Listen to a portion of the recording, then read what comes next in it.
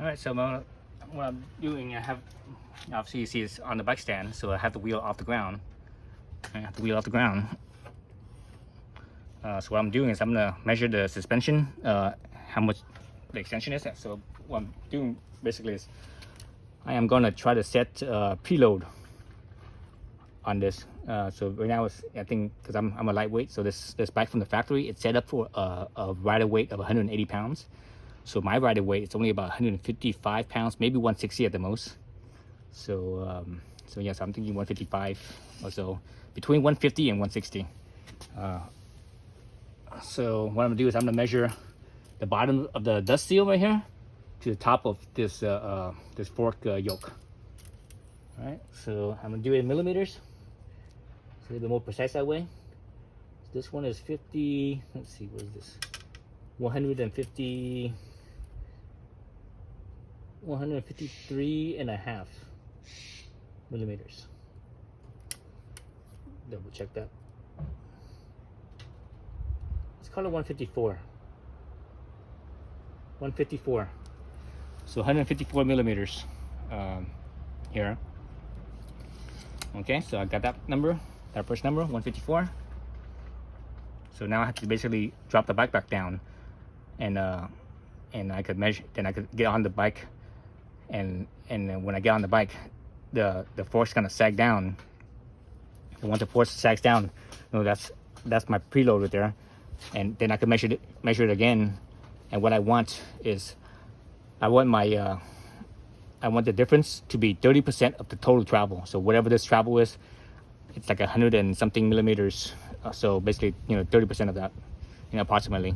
This was 154, right? 154. So let's remember that, 154.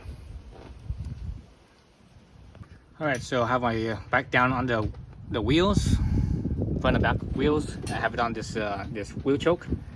So what I'm gonna do is I'm gonna sit on the bike, you know, with my gear on it. I'm gonna measure the length with, you know, with my weight on it, and see what it shows.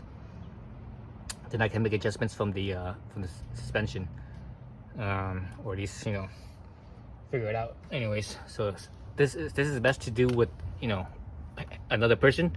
So while you sit on it, and the other person will measure right here, but I don't have another person, so I'm using the zip tie method, and I'll show you how I do that in a moment. So what I do is I'm gonna get on the bike.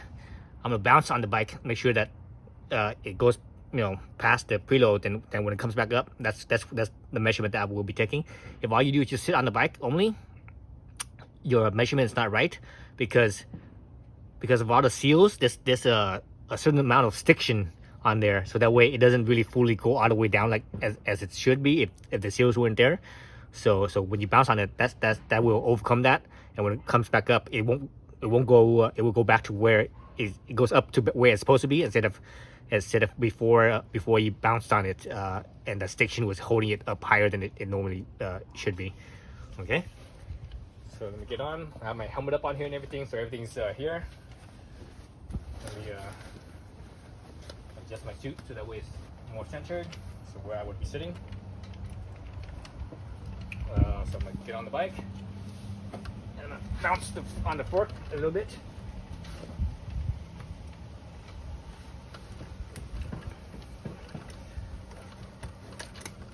Right, bounce on the fork a little bit.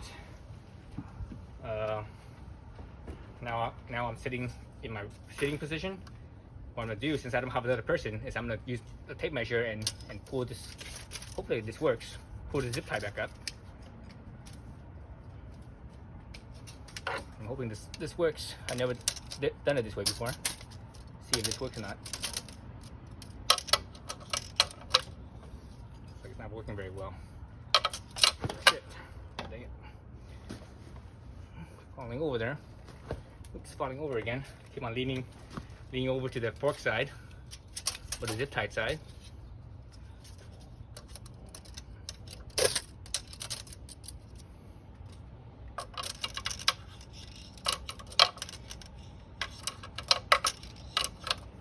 Doesn't feel like I'm pulling anything.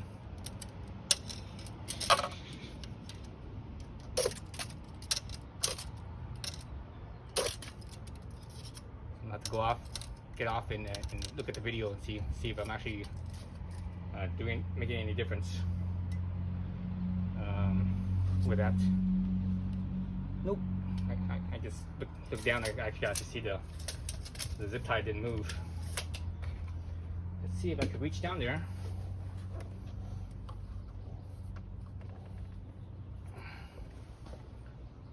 Alright, so I'm pretty much in my riding position right now.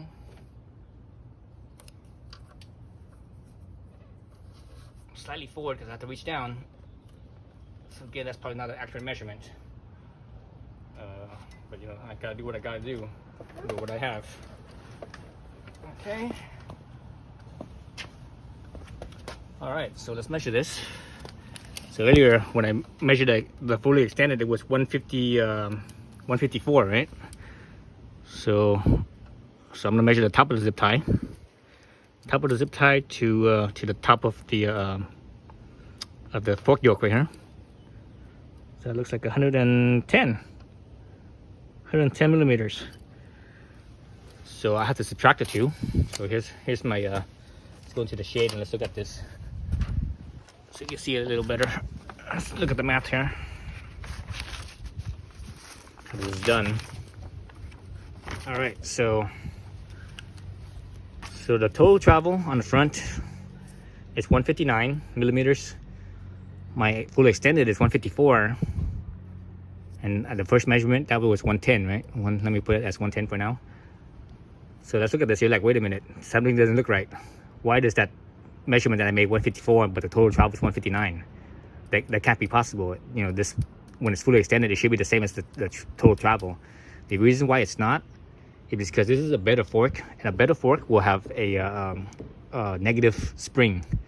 So as the fork compresses and extends, what the negative spring does, so when it's compressing, the positive spring or the regular spring, let's call it the positive spring, it's pushing against that. But when it extends, for example, you hit a pothole, and the wheel will sink down into the pothole, right? It sinks down into the pothole, and the fork will fully extend. And when it fully extends, instead of topping out, normally we call bottom out, meaning it will compress and it hits and it can't compress anymore. That's bottom out. So topping out is basically extending as far as it can without it can't extend anymore, and it tops out.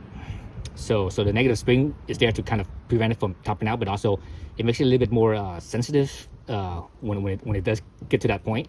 So it reacts a little better. So better forks will have that. Cheaper forks won't. So that's why this number is different. So we take, so let's go back to the math. We take the first measurement, we minus the second measurements. So that's right there is our sag. So let's see, 154 minus 110, that's 40. Let's see, 4 minus 0 is 6. 5 minus 1 is 4, 46 millimeters. So our target sag is 1/3, right? 1/3 of the suspension travel.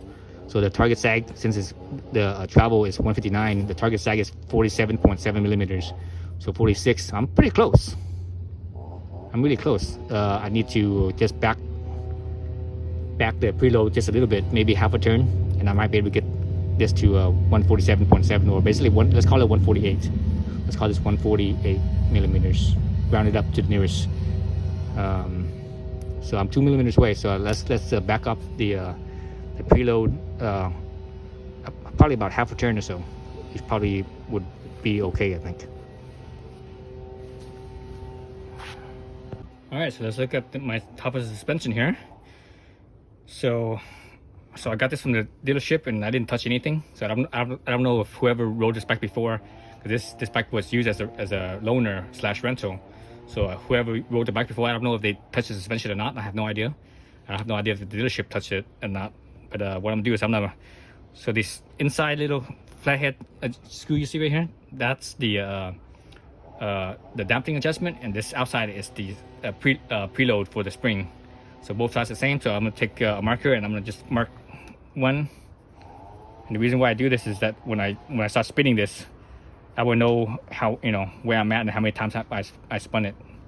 Otherwise, you know, they both look the same. You can't, you spin it, you're like, whoa, how many times did I spin it again? And you know, you lose count easily. So this helps keep track of that. Do that. Okay, so sorry about that. Again, I have no idea how this thing was set from the from whoever had it. I didn't even look at I think the owner's manual actually tells you what the factory setting is. But I'm gonna see what it is. I'm gonna start from, let's see, there's right here it says 10, so I'm gonna start that at the 6 o'clock position. I'm gonna back it out and see how many times it backs out.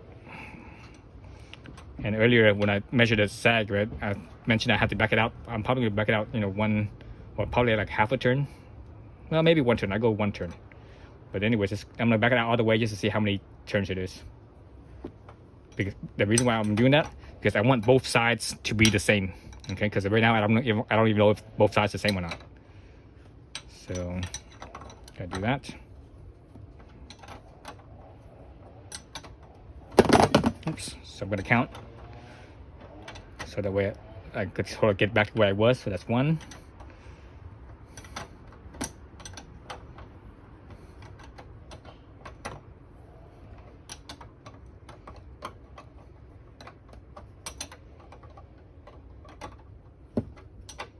It's 2.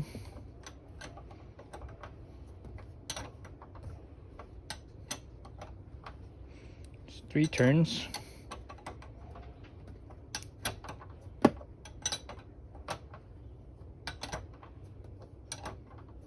4 turns.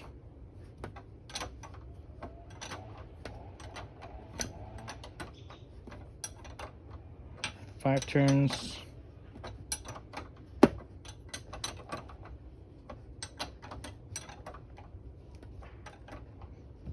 6 turns.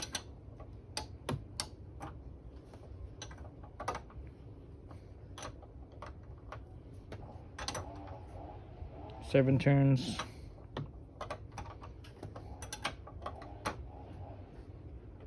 7 and a third. So 7 and a third. So yeah, 7 and a third. So if I back it out to 1, so that would be 6 and a third. So I'm gonna go back 6 and a third then. Actually, I'm gonna double this side, check this side, see what that one's at as well. See if they're both even or not. So this one, the 10 is starting at in line with the clamp of the fork right here, the split on the clamp fork.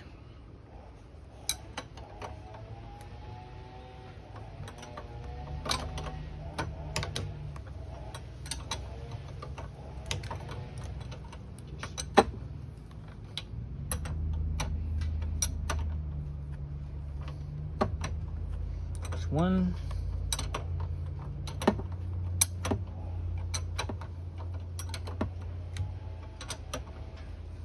2.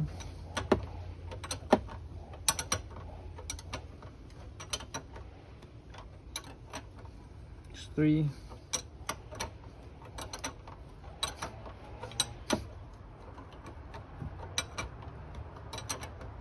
4.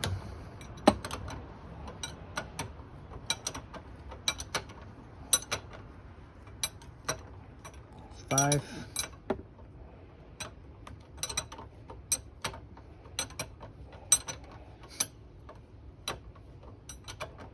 6.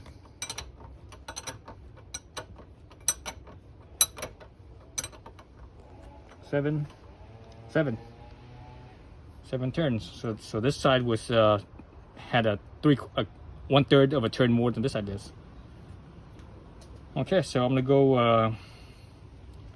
Let's go down 6 turns. So now it's all the way out. So I'm gonna go 6 turns down. Then I will remeasure my my sag. So I don't think you guys need to see that. I mean, just me turning the preload here. So I'm gonna do both sides the same, 6 turns. Okay. All right. So that was 6 turns, in or down or clockwise. So I'm gonna remeasure the sag right now. let's do that. Go back up here. Up here again. I'm gonna bounce up and down. Then I'll pull this up, and we can see.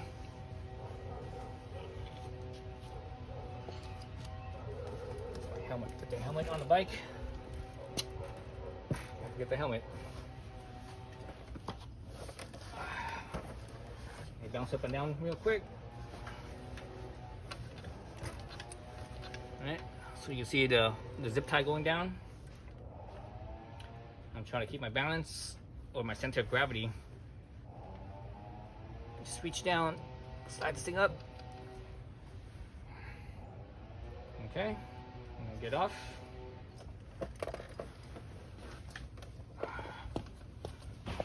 Okay, where's my tape measure? Where the heck is my tape measure?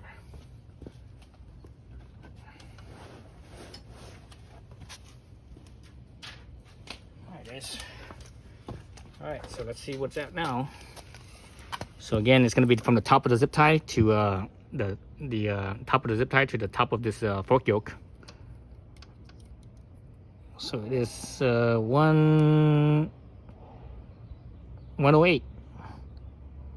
108. 108. Let's go back to our math right here. So it's 108, 108. So I think it's getting better. So the first, the extended, which we call M1, is 154. 154 minus 108. Let's see, 4 minus 8 is that's 6, right? So 14. Yeah, that's 6. Because that carries over, so this becomes 4. 4 minus 0 is 4. How the heck is that the same number? That can't be right. 4 minus 8, or 14 minus 8. 8, 9, 10, 11, 12, 13, 14, 15, 16. Oh, so it's 8. 8, not 6. 8, 9, 10, 11, 12, 13, 14. No, it is 6. 6. What the hell? 6. 14 minus 8 is 6. 5. 5 is not 5 anymore, so it becomes 4. 4 minus 0 is 4. So it's, yeah, so it's 46 right now. So maybe my first one, the math was wrong. First measurement was 110. 4 minus 0 is, oh, 4 minus 0 is actually within 4. Oh, it was 44. 4 minus 0 is 4. 5 minus 1 is 4 for 44. So now it's 46. So my target is 48 millimeters. So I'm not there. So I'm still 2 millimeters away. So I'm gonna back those screws up again. One more turn then I could measure my sag again. So my first one, I did the math wrong. Okay, so put my helmet over. So I'm gonna back these screws out again, counterclockwise. So backing them out, one turn both sides. Then I'm gonna remeasure my zip tie right here. So I'm gonna do that off camera. You guys don't need to see me repeat the same thing again. But when I do the math, I have it down. Okay. All right. So I did the measurement. It was came out to 106. So it looks like each time I turn the preload knobs, one full turn on both of them, with my weight, it drops it 2 millimeters. So 154 minus 106, so 4 minus 6. That's 8. So that's 8. Carry the 1 over, so this becomes 4. 4 down, that becomes 48. Yeah, 48. So that's my target, 48. Okay, so I'm good there. That's how you set the front preload. Now we just need to do the rear.